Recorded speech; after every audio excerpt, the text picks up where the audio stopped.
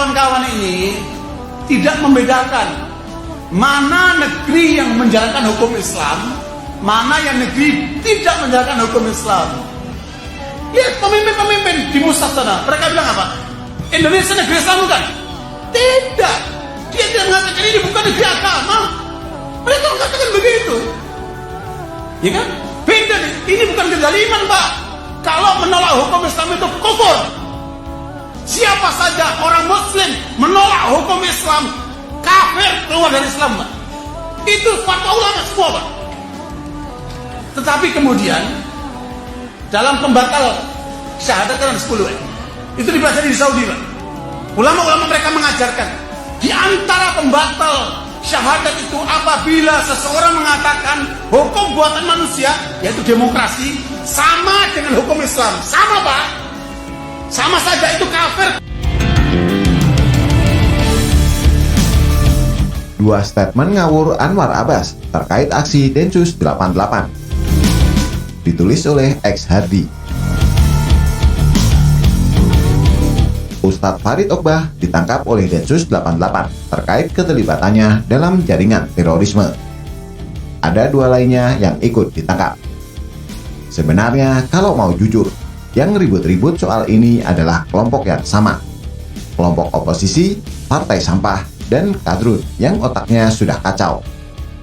Narasi mereka selalu sama hingga terdengar sangat basi. Kriminalisasi ulama, save ulama, rezim anti-Islam. 1-2 orang yang tertangkap, kebetulan profesi ulama, lalu di blow up besar-besaran. Bagi mereka, label ustadz, ulama, atau pemuka agama adalah gelar istimewa dan tidak boleh tersentuh hukum.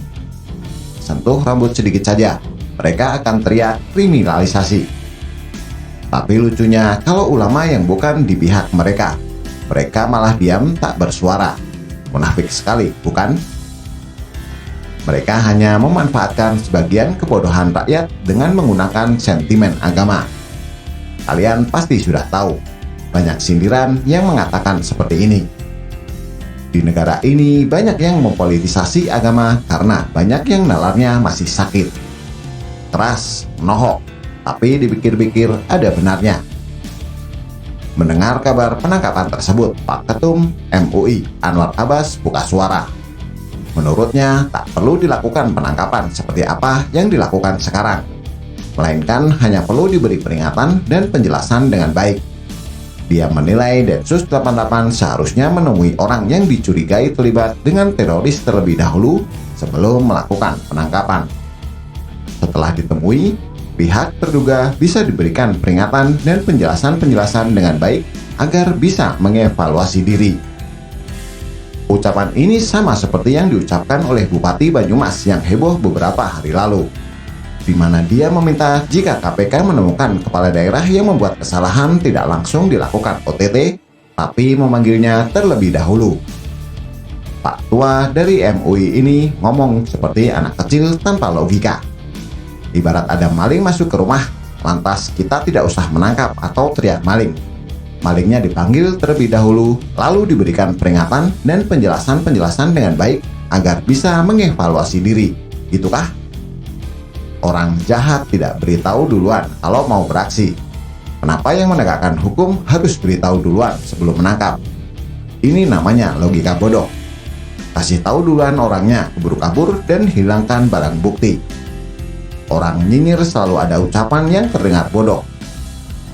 Anwar juga berharap Densus 88 mempertimbangkan tindakannya agar tidak berimbas kepada nama baik Presiden Jokowi. Dia mengatakan bahwasanya banyak masyarakat yang justru mengeluarkan sumpah serapah kepada sang presiden pasca penangkapan Farid. Tapi yang disumpah serapai itu bukanlah Densus 88, tapi Presiden Jokowi, pemimpin dari pemerintahan yang berkuasa saat ini, kata Anwar. Kasihan sekali nasib presiden dan nasib negeri serta nasib bangsaku saat ini, katanya lagi. Masa? Lu yang ngomong gitu. Yang sumpah serapah ya orang-orang itu juga. Mayoritas pendukung kok.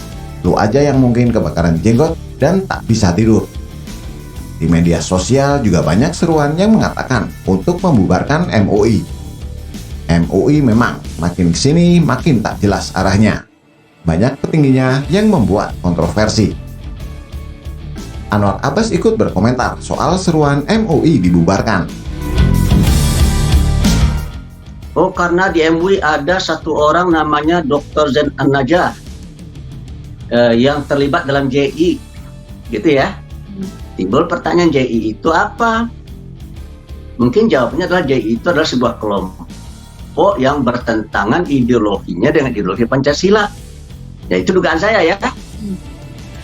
Kalau begitu, kalau seandainya atas dasar itu mereka minta dibubarkan Majelis Ulama Indonesia, maka saya minta supaya Republik Indonesia dibubarkan. Atas dasar apa? Karena JI adalah rakyat Indonesia, kan? Iya. Dan juga di dalam negara Indonesia banyak sekali orang yang mengembangkan paham yang sesuai dengan Pancasila. Tanpa menyebut nama saya ini ya. Salah seorang ketua umum partai menyatakan apa? Sistem ekonomi yang berlaku sekarang di Indonesia ini, yang diimplementasikan dan yang terimplementasikan itu bukan sistem ekonomi Pancasila, bukan sistem ekonomi sosialisme versi Indonesia, tapi adalah sistem ekonomi liberalisme kapitalisme. Pertanyaan saya, apakah sistem ekonomi liberalisme kapitalisme itu sesuai nggak dengan falsafah Pancasila Undang-Undang 45? Ya nggak sesuai. Ya kalau gitu, kalau mengikuti logika berpikir mereka, kalau gitu negeri ini patut sekali dibubarkan. Karena ada anggota Komisi Fatma MUI yang diduga bagian dari jaringan teroris. Atas dasar apa mereka minta supaya MUI dibubarkan, katanya.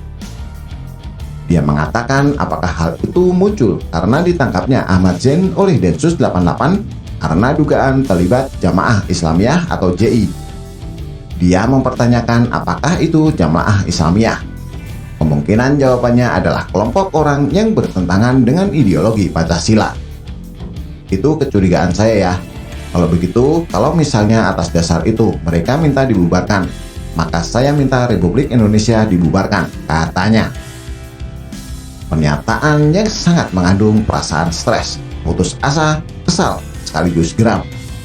Justru yang paling kasihan itu Anwar Abbas, bukan negeri ini.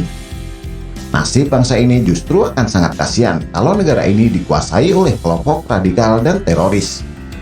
Bangsa ini juga akan sangat memprihatinkan kalau banyak orang-orang yang modelnya kayak Anwar Abbas yang hanya bisa nyinyir tanpa logika dan bikin kontroversi murahan ala anak kecil.